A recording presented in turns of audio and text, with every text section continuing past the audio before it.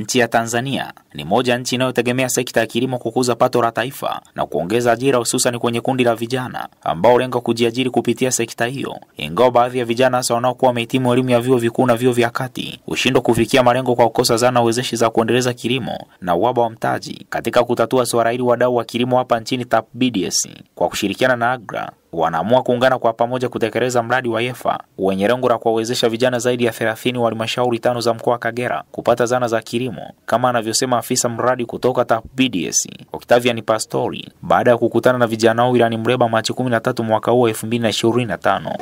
Mradi huu umewalenga vijana wakulima kuwawezesha kwa access zana za kilimo za kisasa ili kuweza kuongeza uzalishaji pamoja na utendaji kazi wao, lakini pia kutengeneza ajira kwa vijana kuanzia miaka 18 hadi 35. Siku ya leo tulikuwa tuna mkutano ambao ulikuwa umelenga kuwakutanisha vijana kutoka wilaya 5 za mkoa wa Kagera ambao ni Misenyi, Ngara, Muleba, Bukoba vijijini pamoja na Karagwe. EFTA ni taasisi ambayo inakopesha zana za kilimo na zana ambazo sio za kilimo. Kwa hiyo vijana hawa walikuwa wamejicommit kuwa na asilimia 25 mpaka 30 za pesa ambao ni gharama ya hivyo vifaa. Alafu EFTA yeye anajazia asilimia 75 mpaka 70 za kifaa kile. Lengo makubwa na makusudio ya mradi huu ni kutengeneza ajira kwa vijana, lakini pia kuwa na uhakika wa chakula kwa siku zijazo. Ndio maana ya kirefu cha YEFA project. Kirefu cha YEFA ni Youth Entrepreneurship for Future Food and Agriculture.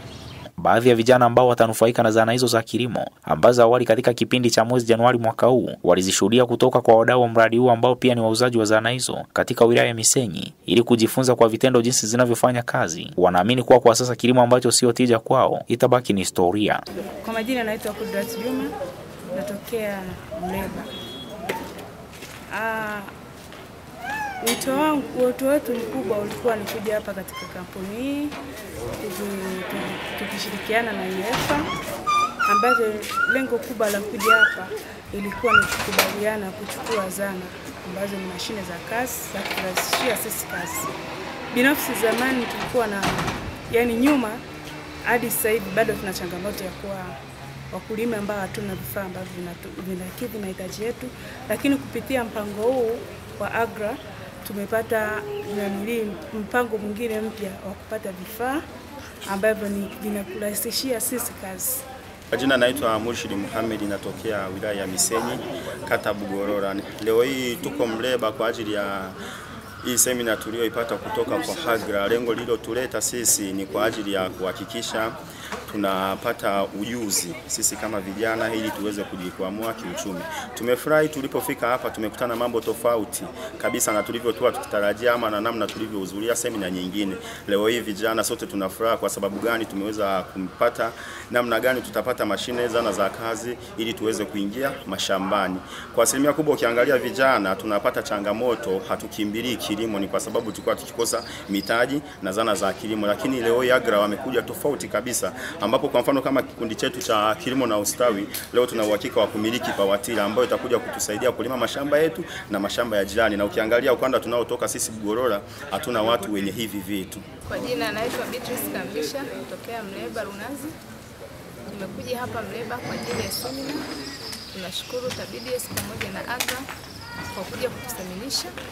Kwa pamoja tunapewa elimu nzuri. Tunafurahi sana vijana kama kwa ajili ya kutuinua kiuchumi. Kwa kweli tunawapongeza sana, tunasema asante kwa sababu uchumi wetu unakuwa kupitia wao.